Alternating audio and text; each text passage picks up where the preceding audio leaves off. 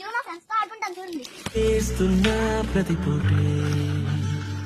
వాడు వీడు అని తేడానే లేదే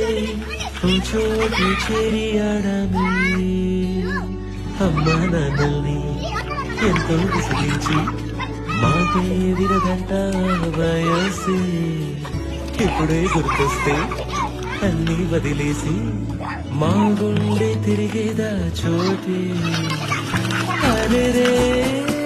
బాల్యం రమ్మన్నారాదే గుర్తుకొస్తే కంట చెన్న పెట్టిస్తుంటుండే